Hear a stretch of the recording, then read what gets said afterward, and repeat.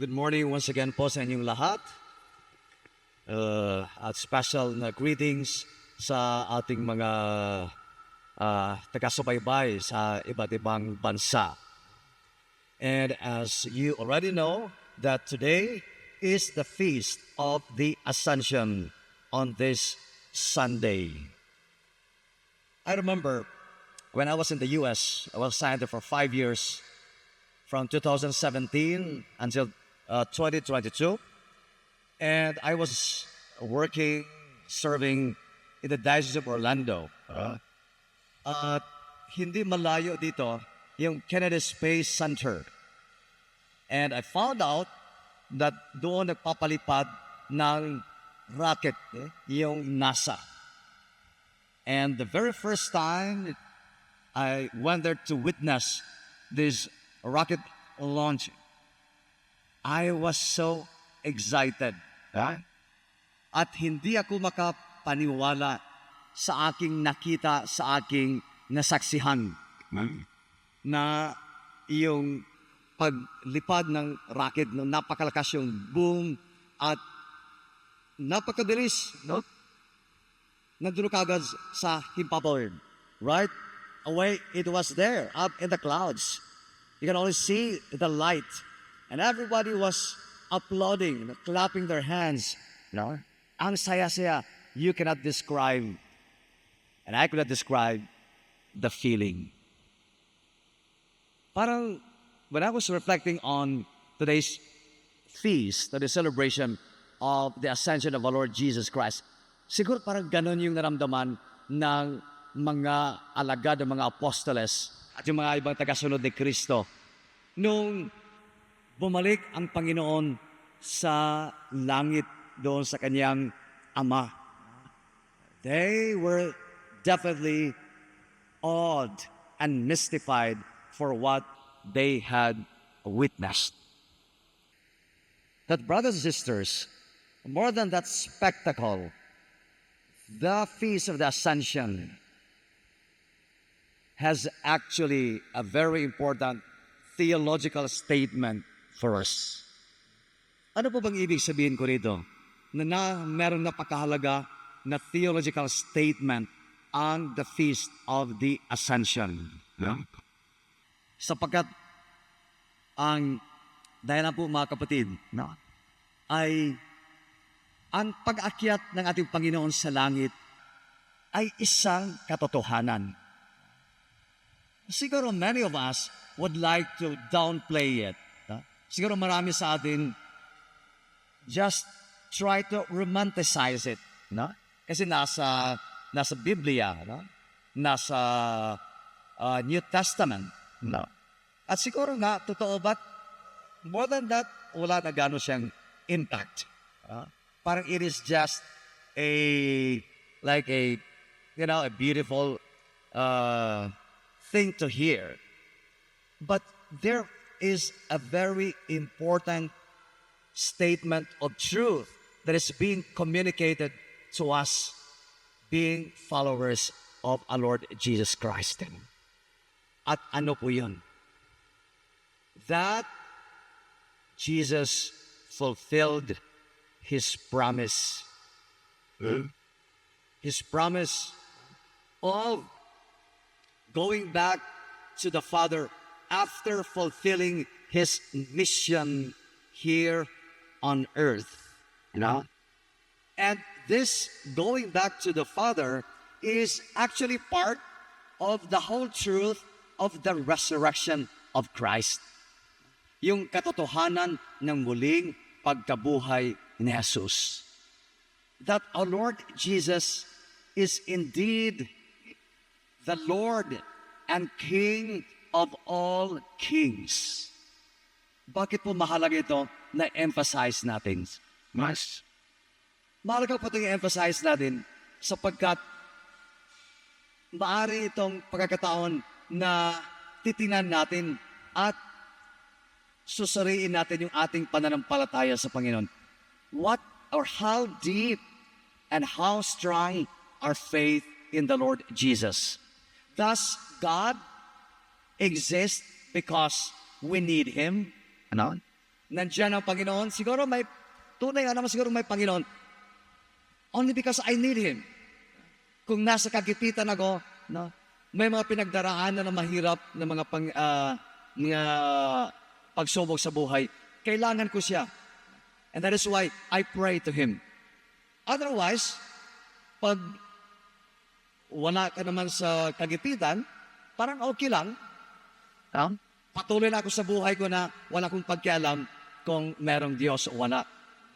In fact, may mga pagkakataon na our faith in the Lord Jesus was being like tried in the past. No? Halimbawa, merong dating pinuno, mahalagang tao, no?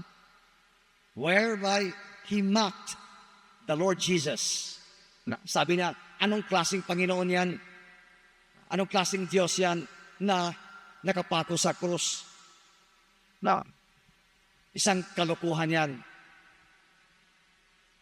And we just laugh it.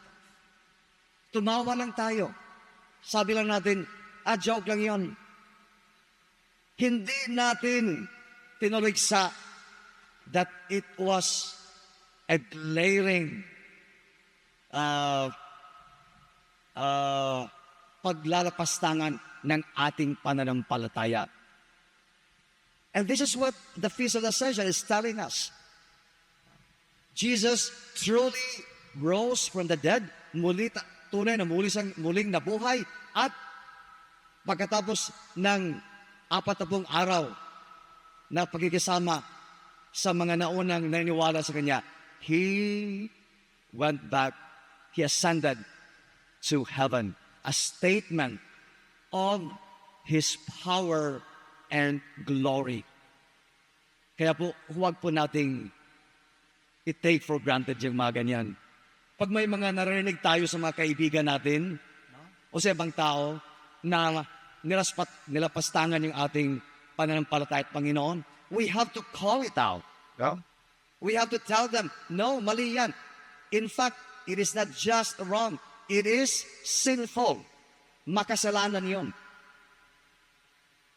That is if we truly are sincere with our faith. Kung talagang tunay yung ating pananampalataya. At hindi lang pananampalataya na buhay lang kung kinakailangan natin ang ating Panginoong Jesucristo. Second point and last, as we celebrate this Feast of the Ascension, doon sa introduction, we were also told that it is also the Sunday of World Communication. Bakit?